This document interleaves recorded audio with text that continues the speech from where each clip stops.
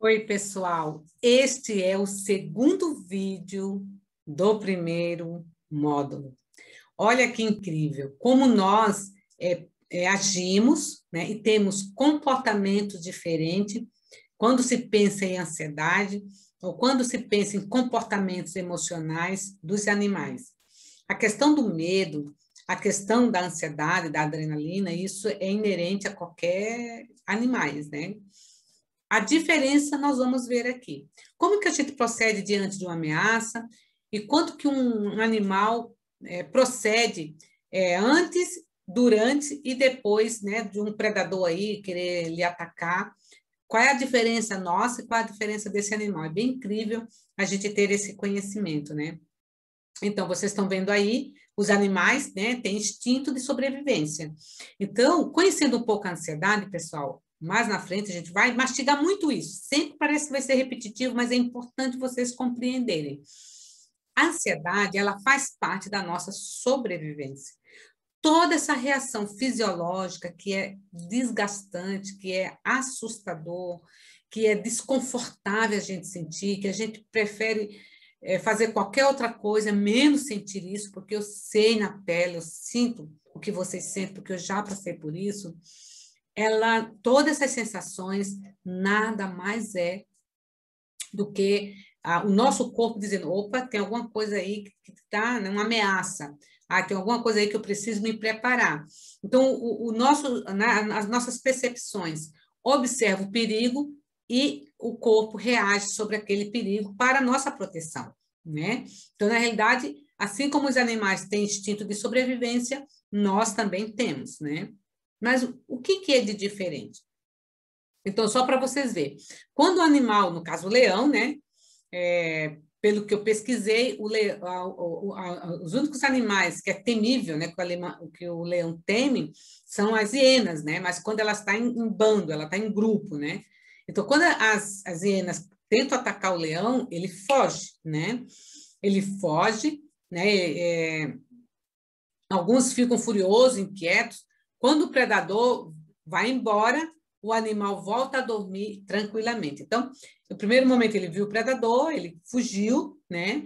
É a questão da sobrevivência, da luta ou fuga, teve essas sensações também que nós temos, mas acabou tudo isso. No geral, os animais ou dormem, ou vão pastar, ou vão comer.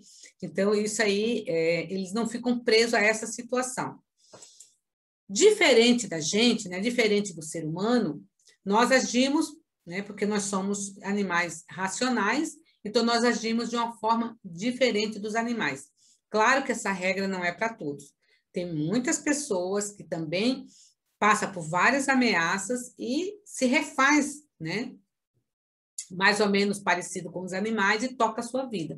Mas, no geral, as pessoas, quando passam por algo muito agressivo, ela fica presa, sim, àquelas questões, e isso é onde causa sofrimento e causa ansiedade.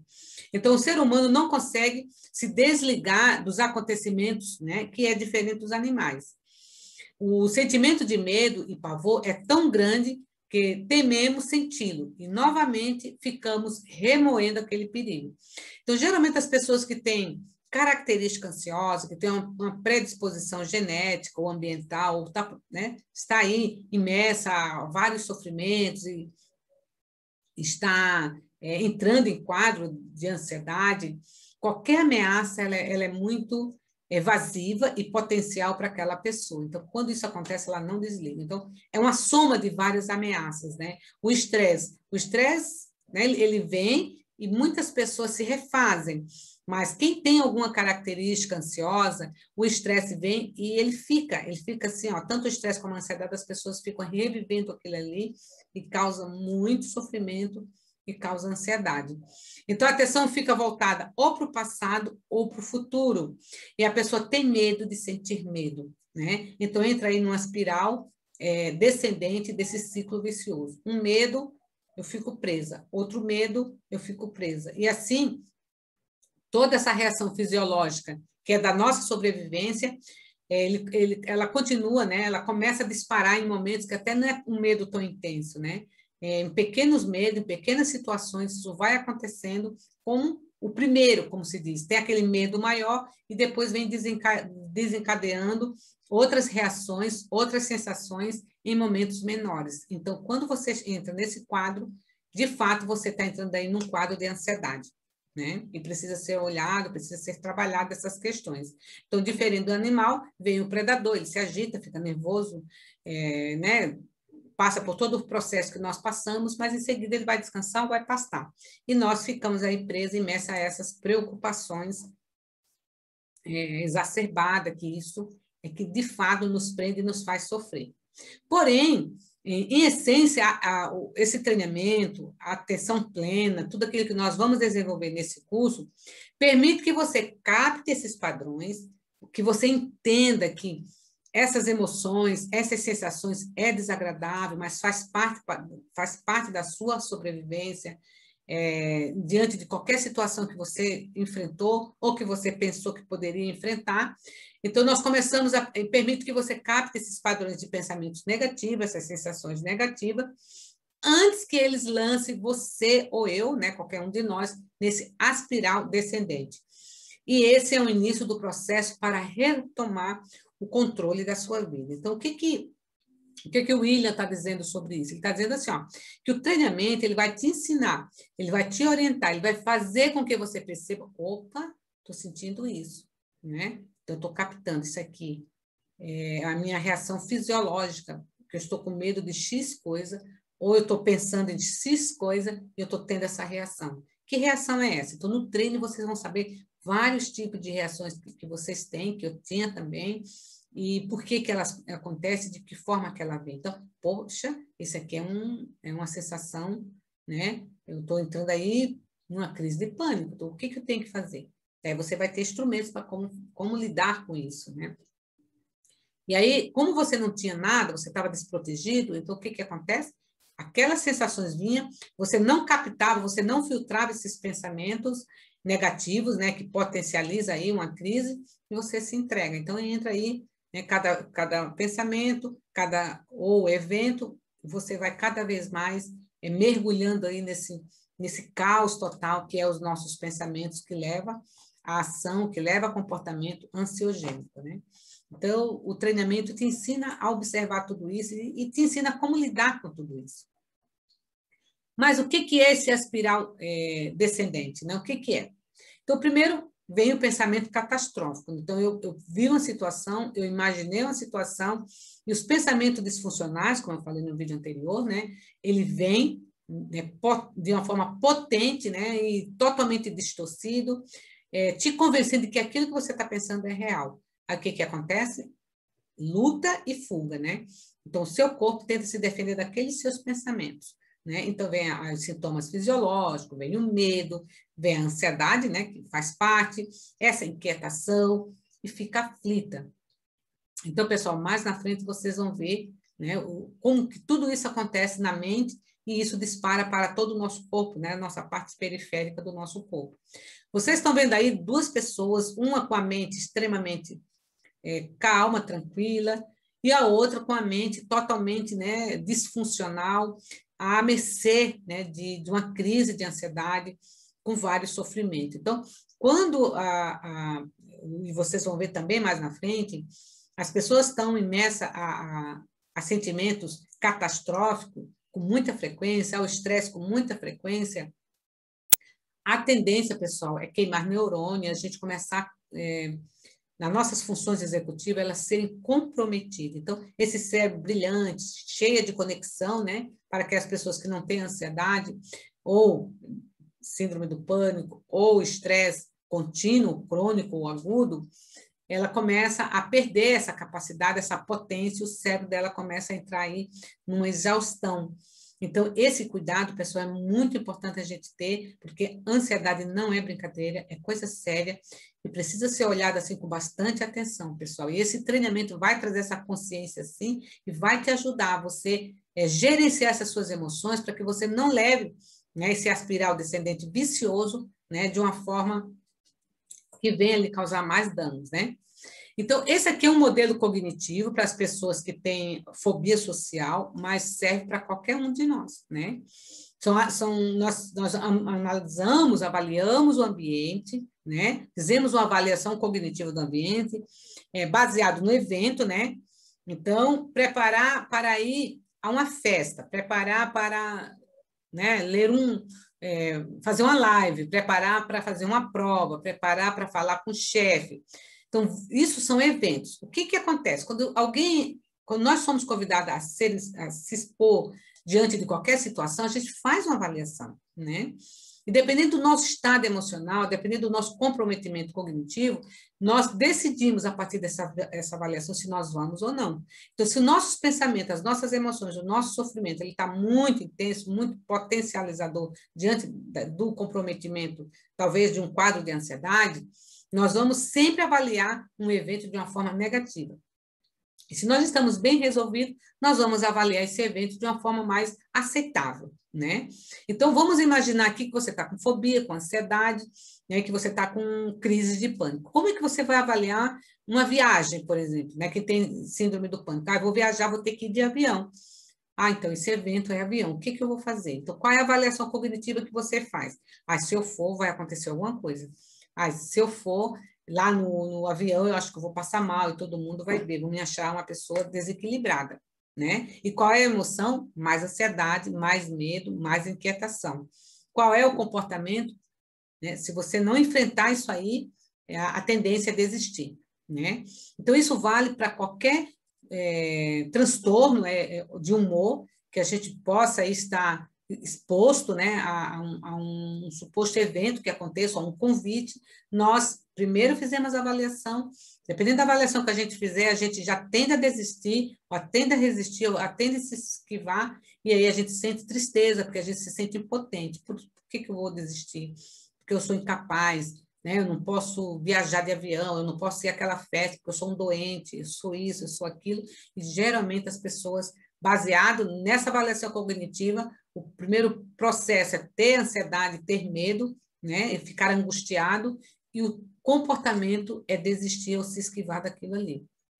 Então, esse modelo, pessoal, ele fica cíclico, né? Ele se torna vicioso.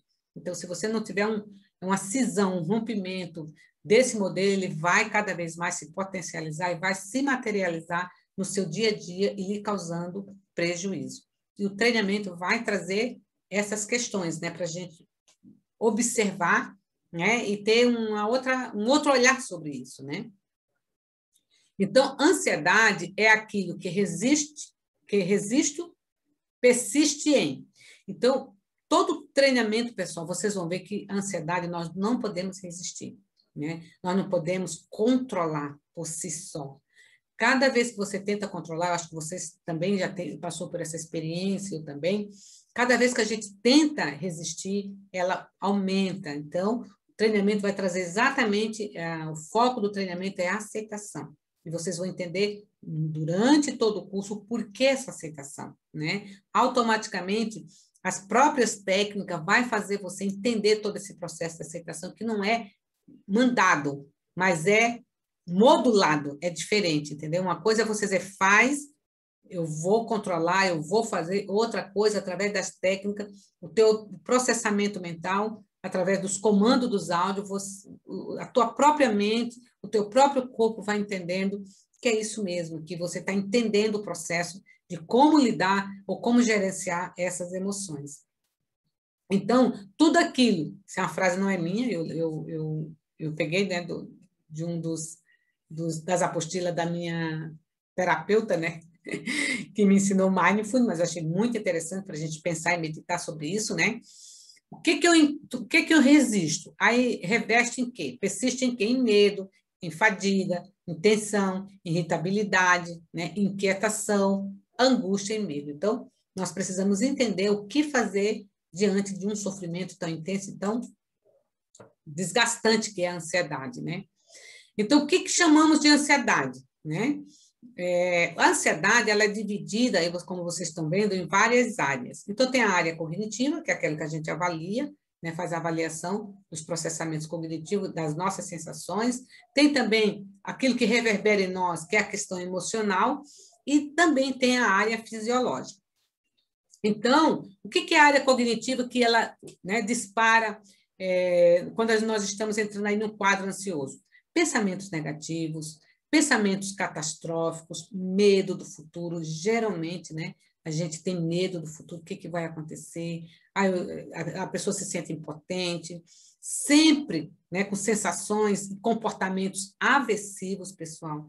Eu sempre tentava evitar estar com as pessoas com quem eu gostava, porque eu achava que as pessoas estavam achando estranha, esquisita, então eu procurava me isolar, que não é o certo, mas esse é o comportamento, evitar as pessoas, evitar grupos, né? Eu sempre procurava isso também.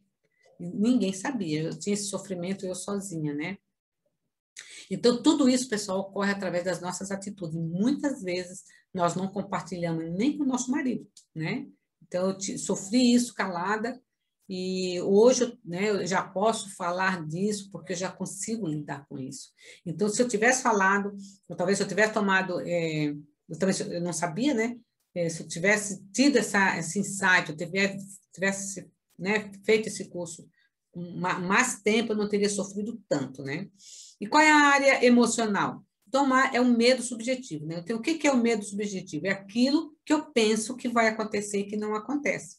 Então, está no plano das minhas ideias algo muito ruim que possa acontecer e não acontece. Então, ele não é real, ele é subjetivo, ele é imaginário, mas o sofrimento é o mesmo, como se fosse real, né? Preocupação. Então, quem tem ansiedade está sempre envolto, né, a muitas preocupações persistentes, né?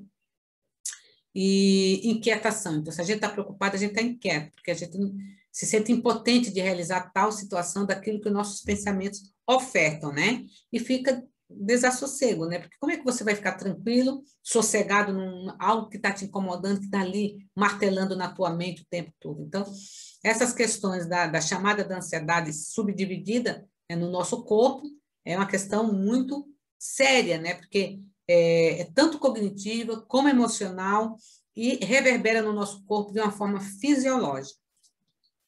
Então, fisiologicamente, essas sensações que a gente sente, o que é isso, né? São sensações corporais, sabe? Suor, né? Tem gente que sua tudo, chega a molhar todo o seu corpo, as mãos também fica, né?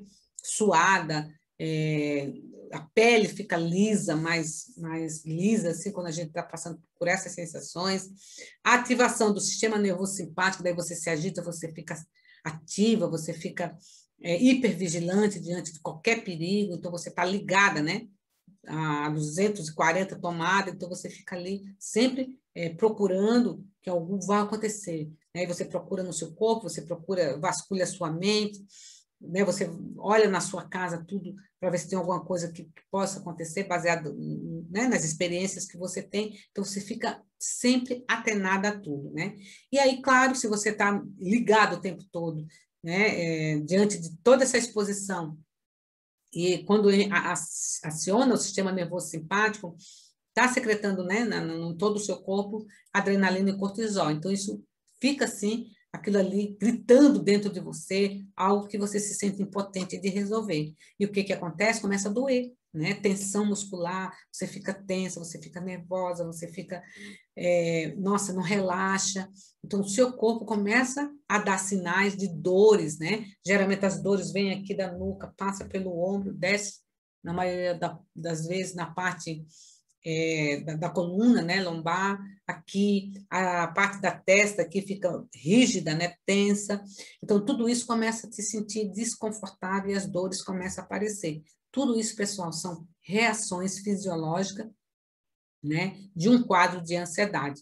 E aí, se o estresse não for cuidado, aqueles pequenos estresses que você tem no dia a dia, se for potencializado, a exposição a esse estresse você não der conta de gerenciar, pode se tornar um estresse agudo e crônico. Então, tá vendo o corpo aqui, né? O cérebro tem conexão com o nosso corpo, e tudo isso vem da mente, né? Depois vocês vão ver onde é que processa toda essa disfunção da ansiedade e reverbera em todo o corpo de uma forma cognitiva, de uma forma emocional e de uma forma fisiológica. Então, isso que você sente é a reação, né, daquilo que você está sendo de um ambiente aversivo, né? Ou de um ambiente estressor. E olha como isso é tão sério, pessoal, que em 2019 a revista, né, a revista Deixa eu ver como é que é o nome da revista aqui. Gente, eu esqueci o nome da revista. Me perdoe agora. Abril, não. Ah, desculpa. É a revista Cláudia. É a revista Cláudia. Isso é tão sério, pessoal, que a revista Cláudia, né, ela publicou em 2019 que 30 milhões de brasileiros sofrem com transtornos mentais, né? Desses 30 milhões, 70 milhões têm problema no Brasil, né? Desses 70 milhões, tem problema de saúde mental. Então, os 30 milhões é depressão e ansiedade, e 70 milhões têm algum tipo de doença mental, um transtorno mental na família. Então, é preciso a gente olhar isso com muita seriedade. Está aqui a revista Cláudia. Ô, Jesus, misericórdia. Está aqui a revista Cláudia, para vocês verem, né? Que, de fato, é uma manchete numa capa da revista, tá? Então, 30 milhões de brasileiros sofrem com ansiedade e depressão. E, de acordo com a Organização Mundial da Saúde, o Brasil é o país com maior taxa, né, das pessoas com transtornos de ansiedade no mundo inteiro. Então, o Brasil, de fato, é um país considerado com maior número de pessoas com ansiedade. Pessoal, isso é muito sério, né? Ansiedade, depressão já está se tornando uma das doenças mais incapacitantes do Brasil e do mundo, né? Então, nesse módulo, nós vamos estudar por que isso acontece. Quais são os fatores, quais são os gatilhos que levam uma pessoa a ter ansiedade? Quais são os gatilhos que levam a pessoa a ter ansiedade, né? Nós não podemos imaginar só um fator, só um gatilho, só uma coisa, não. É várias variáveis, né? Vários fatores que podem levar, sim, uma pessoa a ter ansiedade, né? Então, esses gatilhos são biológicos, né? Então, o que é o biológico? O biológico ele pode corresponder, né, a uma disposição genética, né? Isso não é determinante, pessoal, mas geralmente quando a gente investiga para a pessoa ter ansiedade, a gente busca as questões das famílias, até de terceiro grau, né? E geralmente tem familiares que têm sim algum outro tipo de transtorno, né? Que pode ser outros, não ansiedade, mas geralmente tem algum tipo de transtorno. Então, também já atendi pessoas que ninguém tinha e a pessoa desenvolveu por outros fatores. Mas pode ser também a estrutura cerebral, né, que dependendo de como funciona o cérebro, às vezes a gente pode sim ter uma disfunção nessa estrutura, que pode ser química, né? E aí desencadeia aí um sofrimento, desencadeia aí um transtorno, sem que você tenha nenhuma situação anterior dos seus parentes. Então, né, às vezes pode acontecer de uma mulher pós-parto, às vezes pode ser um acidente, às vezes pode ser faltou um neurotransmissor que isso aconteceu, né, ocorreu de desencadear no seu cérebro algumas mudanças estruturais, e isso pode causar, sim, ansiedade, dependendo de como o seu cérebro também se encontra. E tem a questão aí, né, dos hormônios, né, que pode ser também, principalmente nas mulheres, né, a tireoide, pode ser uma baixa de serotonina, dopamina, noradrenalina. Então, essas baixas desses neurotransmissores também pode causar tanto ansiedade como depressão. Então, não é uma só coisa biologicamente falando, mas se você for avaliar, nós temos que ver dentro da biologia vários fatores que podem te trazer, ou que pode te levar a um quadro de ansiedade. E, aliado a isso, nós temos que ver a história de vida, né, da pessoa. Então, como é que é essa história de vida, né? O seu ambiente, como é que era? Um ambiente rígido, um ambiente com regras invioláveis, né? Sabe aquela família rígida que levava os filhos com muita opressão, com muita rigidez, com muito controle, com regras e brigas. Isso, pessoal, faz muito mal para a saúde mental, principalmente da criança que ela está em formação, né? Castigos, ausência, né, do social, dependendo da família, proíbe dos filhos se relacionar com seus amigos e tal. Então, esse isolamento também causa muito sofrimento e causa traumas também. E os traumas também causam ansiedade, né? Ambientes privados de atividades lúdicas e confinamento. Então, analisar toda a história da vida da pessoa é muito importante você saber como que você foi a sua infância. Por quê? Porque é na infância que a gente está constituindo a nossa personalidade, que a gente está constituindo o nosso eu, o que eu sou, o que eu penso da sociedade, o que eu penso do mundo, o que eu penso das pessoas. E se nós não tivermos essa mediação, né, do nosso social, que é o primeiro passo, é a nossa família, se a nossa família está desestruturada, com certeza isso vai trazer para nós alguns malefícios, né? E, consequentemente, dependendo da pessoa, pode sim desencadear aí um quadro de ansiedade através dessa história, dessa estrutura familiar. Isso não quer dizer, pessoal, que esse modelo familiar, todas as pessoas vão desenvolver ansiedade. Não, não é isso. Mas é um gatilho, um dispositivo que pode sim. E se a sua família, se você passou por tudo isso pela sua família, a sua família é culpada, pessoal, sem julgamento. Nenhuma família vai maltratar, nenhuma família vai, eu pelo menos na minha concepção, né, vai trazer toda essa história de vida, de opressão, ou talvez seja qual for a situação que você possa expor, né, se não for com um único objetivo de proteger. Então, os pais foram criados assim, os avós foram criados assim, e vem essa geração, né, de desajuste familiar, isso vai passando de geração em geração. Então, quando a gente se encontra num quadro familiar dessa natureza, né, nós trabalhamos a família também, que é muito importante saber, e quebrar esse vício, quebrar esse ciclo de violência, quebrar esse ciclo aí de ambiente rigoroso, rígido, e a família precisa saber que isso faz muito mal, principalmente para quem põe as regras e para quem se sujeita a obedecer essas regras, né? Então, essa questão da conscientização é muito importante. E o ambiente externo também, né? Então, risco, né, de ansiedade nesse ambiente externo. Excesso de trabalho, estresse que é contínuo, isso é muito recorrente para as pessoas que pode desencadear ansiedade.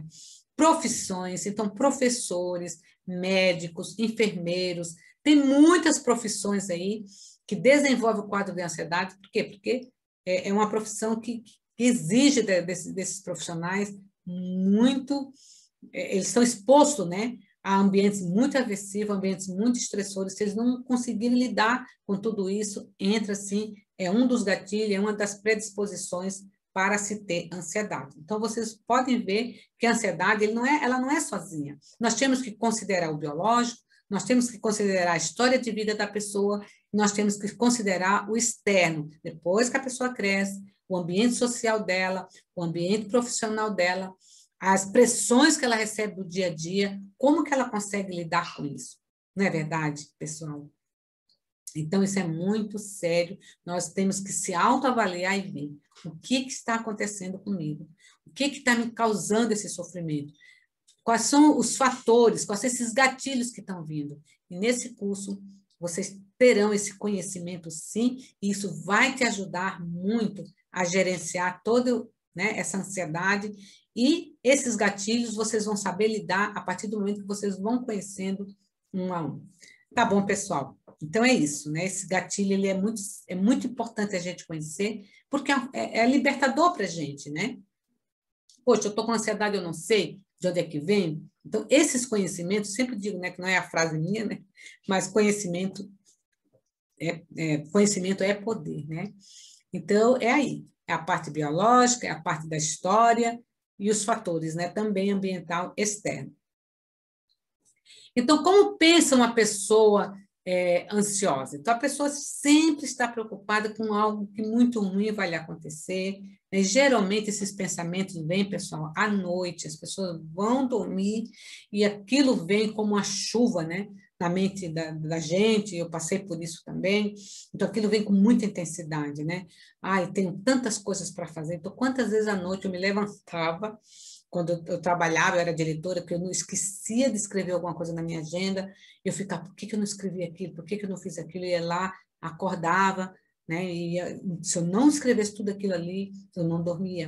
Então, eu ficava preocupada, né, para não esquecer, porque no outro dia tinha toda uma agenda cheia para dar conta. Então, daí eu ficava com raiva de mim, porque que eu não adiantei as coisas, mas eu chegava em casa tão cansada, tão exausta, que eu não tinha condição de escrever, né? Então, isso aí me desgastava um monte, porque eu ficava sempre pendente, estava sempre pendente, né? Porque eu não fiz aquilo, porque eu sou devagar, dizia assim, meu Deus, porque eu não me organizo. Eu ficava me julgando, dizendo que eu era desorganizada, disso, aquilo, mas na realidade não. Era todo esse processo de confusão mental e, né, exposta aí a esse agente aversivo, que é a ansiedade, que é o estresse, que estava aí me deixando bem confusa e muitas vezes, né, com bastante dificuldade de gerenciar todos os meus processos, das minhas funções executivas, né? E às vezes eu tinha receio de falar as coisas, e às vezes eu economizava, dependendo do dia que eu estava nervosa, eu falava mais do que devia. Então eu ficava me remoendo, por que que eu falei, porque eu deveria, né, não deveria ter falado, magoei as pessoas. Então, era tanto altos e baixos que isso também me fazia sofrer, né? Porque não falei nada, então tinha momentos que as pessoas me ofendiam, e eu ficava quieta, né? Às vezes vinha situações que eu ficava quieta, então também me culpava porque eu ficava quieta. Então, era assim algo muito, muito desgastante para mim, né? Então, a ansiedade disfuncional deixa a mente inquieta, com excesso de futuro e preocupações que ainda não aconteceram. Então, nós vamos ver mais na frente o que é esse excesso de preocupação, o que é esse excesso de futuro, né, que muitas vezes a gente tenta dar conta e não dá. Crise de ansiedade, né? Não mata. Então, assim, ó, essa frase, pessoal, não é minha, eu vi muito aí no YouTube as pessoas falando, eu achei bem interessante, de fato é verdade, né? Não mata, mas é muito desgastante, é muito desconfortante, né?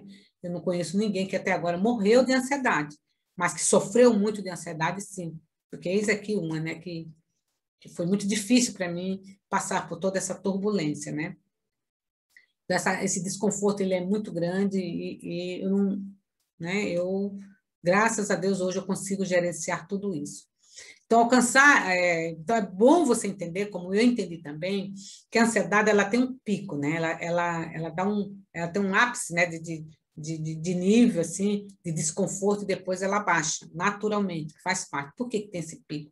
Porque quando vem a adrenalina, ela vem, é como um tsunami, né? Ela vem fisiologicamente falando, os pensamentos, nossas emoções, e na nossa fisiologia, no nosso corpo como tudo, ela vem varrendo tudo, né? Agitando tudo, né? Mas é como aquele pico, que vai e depois a própria adrenalina e o cortisol não consegue ficar tanto tempo no nosso corpo, né? Aí baixa um pouquinho, dependendo do evento que você tiver, ela volta de novo. Então fica aquela onda, né? Vai e vem. E pode aumentar sintomas de ansiedade, pensamento catastrófico, desencadeando aí os gatilhos, disparando assim adrenalina e cortisol, foi o que eu falei antes, né? Esse processo pode terminar em uma crise de ansiedade ou até mesmo em crise de pânico. Então, geralmente a crise de pânico é uma ansiedade que não foi gerenciada. Então, tu vai tendo ansiedade, isso vai potencializando e a crise de pânico, né, não é todo mundo, mas no geral vem sim, né, de uma ansiedade, de algo, de uma predisposição ou um pensamento ansiogênico que você tem. E quando essa campainha ela tá ligada, pessoal, aí sim, a crise de pânico ela vem sem nenhuma situação, ela vem do nada, mas do nada no momento em que ela já está desajustada, né? Todos os seus processos emocionais, fisiológicos e hormonais estão desajustados, ela aparece, né? Mas se for fazer uma avaliação anterior, esse sofrimento já vinha acontecendo, né? Alguma coisa, outras pessoas, que é mais raro, têm crise de pânico sem nunca ter tido ansiedade. Também é fato, né? Mas, no geral, a ansiedade acompanha, tá?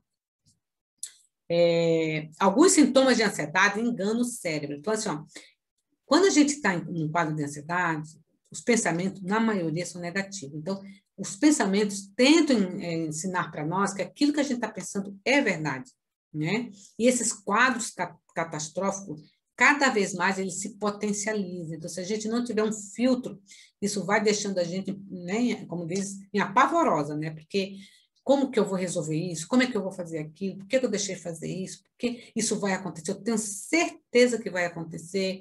Então, a gente fica com aquele sofrimento, com aquela ruminação, com aquele excesso de preocupação, e tudo isso enche a nossa cabeça. Cada pensamento catastrófico é um peso, né? Por isso que a gente colocou aí, né? São vários pesos, são várias pensamentos. Imagina, a nossa mente está inundada por todo esse pacote pesado que nos incomoda, que nos traz desconforto, né?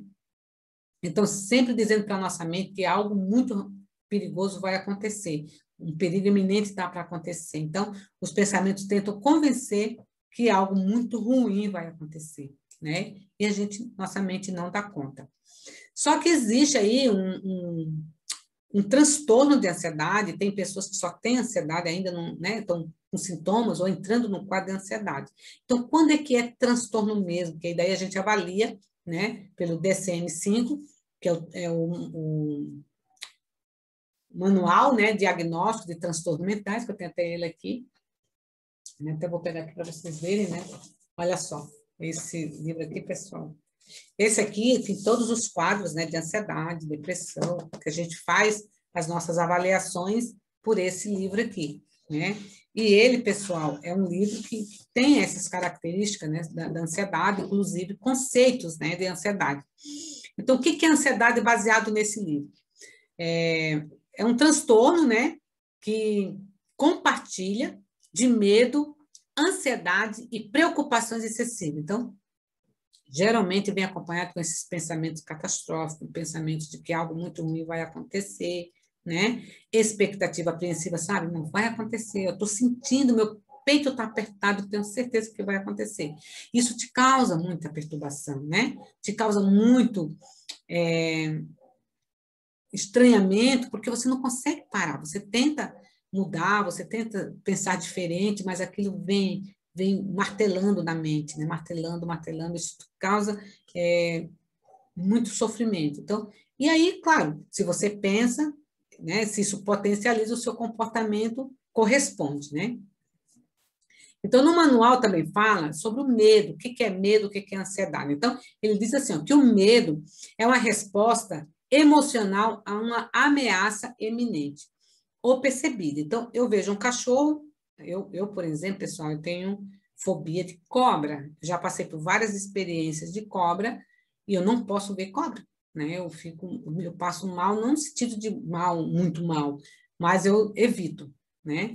Já mudou bastante, já trabalhei muito essa questão em mim, hoje já consigo ver no áudio, no vídeo, mas antigamente nem no vídeo eu vi. Então, eu estou trabalhando essas questões do medo de cobra, mas isso para mim foi muito aversivo, porque eu tive 3 experiências muito negativas, né? E muito aversiva à cobra, né? Mas mudou bastante. Então, todos nós estamos sujeitos a qualquer tipo de situação, qualquer tipo de ambiente aversivo. Imagina eu já com característica ansiosa, né? Ter a exposição a esses agentes aversivos. Então, foi muito difícil para mim entender isso, mas graças a Deus hoje eu já consigo lidar com essa situação. E a ansiedade é a antecipação, né, de uma ameaça futura. Então, o que eu falei para vocês? Esses pensamentos catastróficos, essa apreensão, né? Essa preocupação excessiva, essa expectativa apreensiva é que te faz projetar seus pensamentos para o futuro e dizer, não, de fato vai acontecer porque eu estou sentindo, tá? Então, pessoal, e os sintomas de ansiedade? Então, o que o quadro, né? O que o Manual Diagnóstico Estatístico de Transtornos Mentais, resumindo, o DSM-5 fala sobre o transtorno de ansiedade.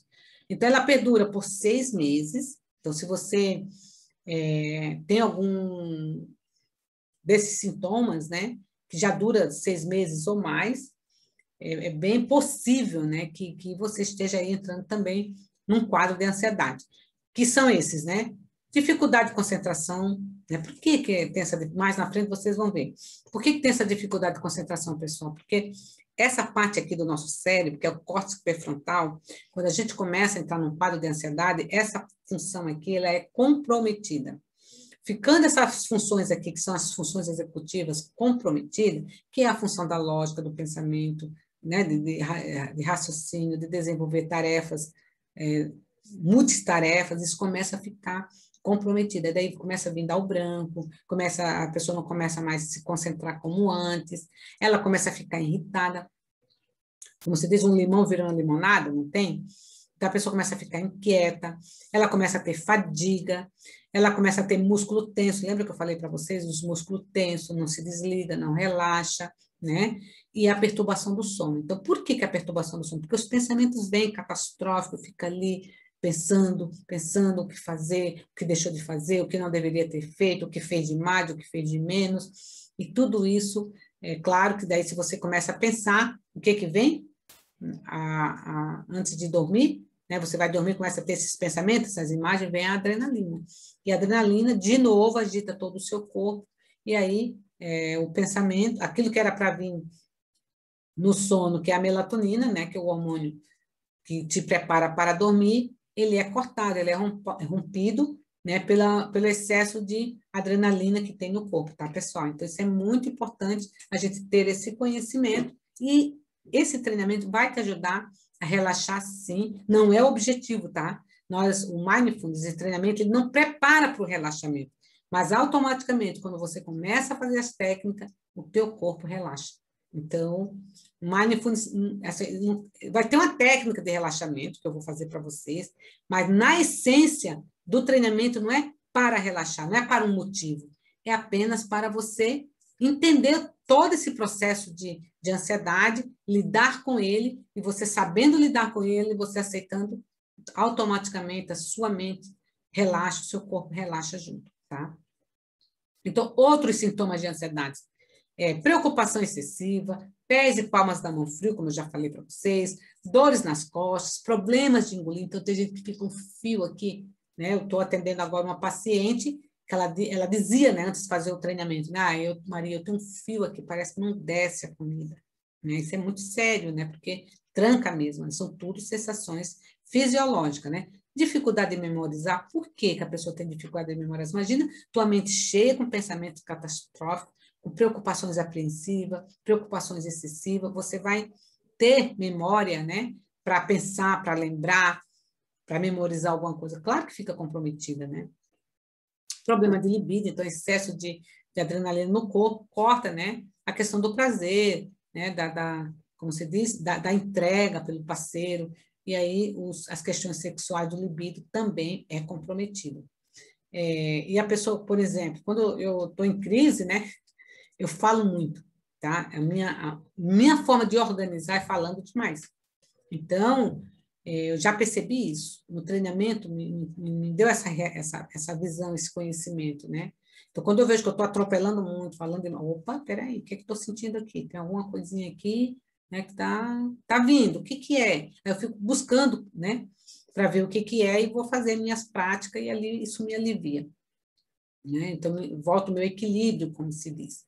Então, isso, pessoal, tudo nós vamos descobrindo, porque, do nada eu fiquei ansiosa. Não, do nada não. Sempre tem um antecedente de algo que aconteceu, um pensamento, um evento que te trouxe aí, né, a essa situação que te jogou nesse mundo do caos, né? E aí, se não for trabalhado, né, vem a questão da exaustão. Então, tudo isso vai desgastando a tua mente, vai desgastando o teu corpo, e aí a gente não dá mais conta e aí entra, né, num quadro bem desagradável, né, que é a exaustão, o sofrimento, aí vem o desânimo, e diz assim, pronto, eu já estou no fundo do poço, né, então é momento da gente parar e ter um cuidado para com a gente, né, se você está passando por tudo isso, potencialize o estudo desse curso, faça as práticas, com certeza, pessoal, eu tenho atendido muita gente, aplicado individualmente, aplicado em grupo, e os resultados que as pessoas têm me falado é muito exitoso. Então, com certeza com você não será diferente, tá? Você já está conhecendo um pouco do que é a ansiedade, como que ela age no nosso corpo, né? Então, mais uma vez, muito obrigada. Vamos para o terceiro vídeo do primeiro módulo. Te aguardo no próximo vídeo. Tchau, tchau!